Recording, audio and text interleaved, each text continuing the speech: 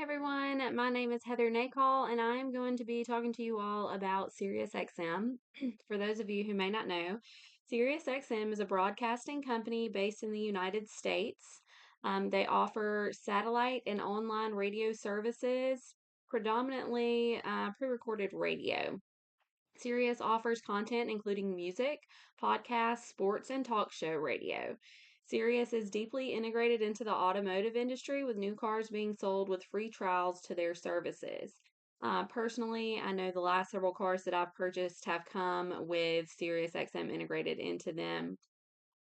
And then after I think a year, you either have the ability to pay for a subscription to continue that on, or you cancel and just give it up. For me personally, I'm a Spotify girly, and SiriusXM doesn't have all the features that I like for me to be able to keep them. So I chose to forgo the subscription once it was over with. Moving on to the SWOT analysis, looking at their strengths, they have a pretty dominant market position as far as radio goes. They have a lot of exclusive content and channels that are really great. When I had the radio, I really loved the Beatles channel. I know it's older music, but they had a lot of great information about a lot of bands from that time, about the Beatles, their history, so on and so forth. And they have that for a wide variety um, of music genres, and they have a lot for specific bands. They have specific talk show hosts that they have, and different podcasts on there that were actually pretty cool. Like I said, they have exclusive content and partnerships. Howard Stern is a big one with XM. They do a lot of sports radio, so you could listen to pretty much any sport that you'd like to on there, be it hockey, football, soccer, you name it. They have it on Sirius, and you can listen to it live. They again are heavily integrated into the automotive industry. So new car purchases, if that slows down or when that's booming, they're making a lot of revenue. They have a lot of new subscribers coming in. Their hybrid delivery, being both online and in the vehicle, gives them a pretty diverse reach as well. Weaknesses would be their subscriber base pressure. Um, the competitive disadvantages in digital pricing perceptions and churn. They have a very high turnover, as you can imagine.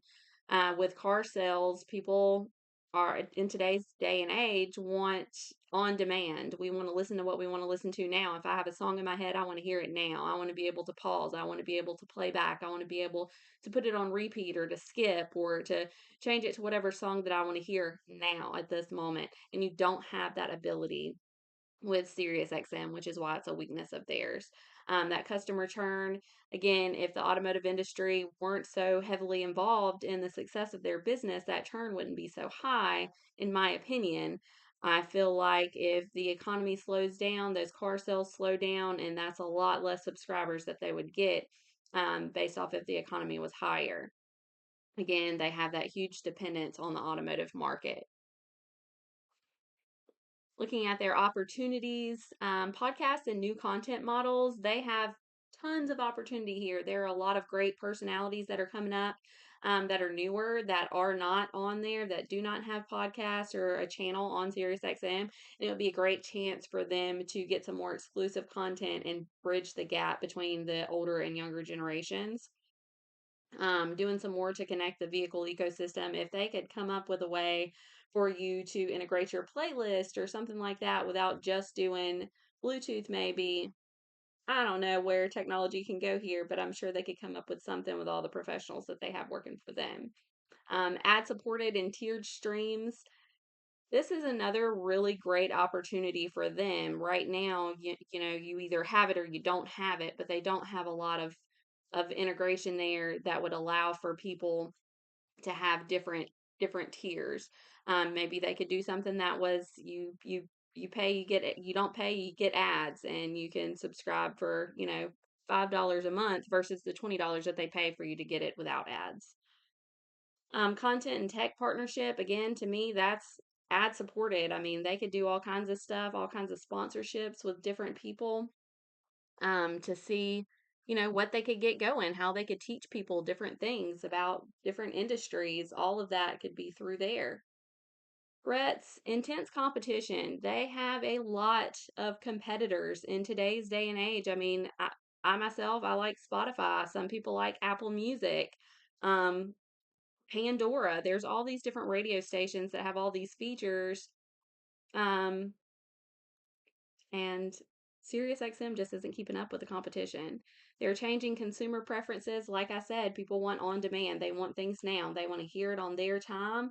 And SiriusXM doesn't do that. It's a set playlist of things that you're hearing. And you may or may not have a DJ that pops in every once in a while, but you're not making requests like you would on regular radio. They're just playing you a playlist of things and filling in the blanks here and there.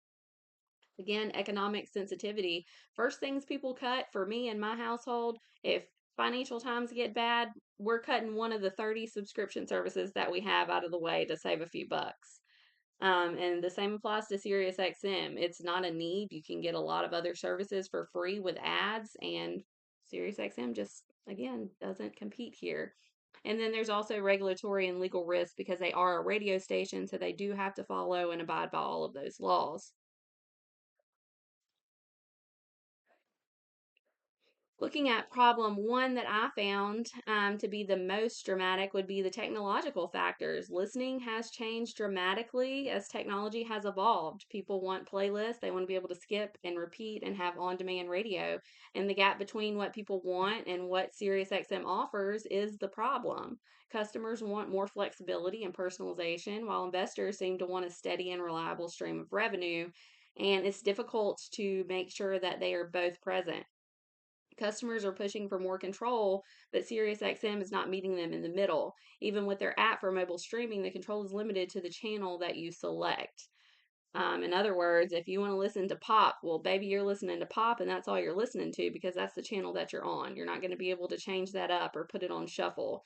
You get what you get and you don't throw a fit. Problem two that I found was the economic factor. Subscription services are easy to cut when money is tight. Customers are trying to manage their budgets, and shareholders are expecting consistent revenue and returns. Customers want cheaper options and more value, while shareholders want profits to stay strong. The company needs more flexibility in how it makes money, meaning it should offer lower cost plans, expand ad supported options, and create bundles that make users feel like they are getting a better deal. Again, the economy plays a huge role in what people pay for, what people do, how we live our day to day lives. And if they can't survive that, then they're not going to be able to survive much. For the internal problems, the two that I found were marketing and operations. Their branding targets a lot of the older generations who are kind of hooked on radio and just want something to play in the background. Branding is more tied to the idea of radio in your car or on your computer. While they do have an app for your phone, again, you get on a channel and you're just on that channel. You don't have any control over it. That brings difficulty balancing current subscribers with the need to improve for new subscribers, and it's limited to satellite radio. Operations, again, if car sales slow down, so do subscriptions.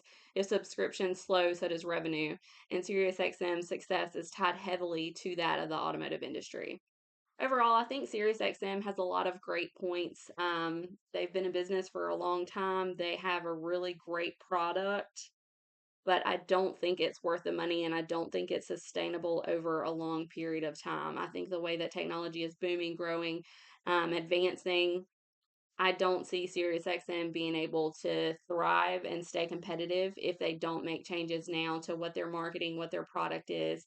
I think they're probably just going to fall to the wayside and people are going to forget about them if nothing changes. Other than that, thanks, guys.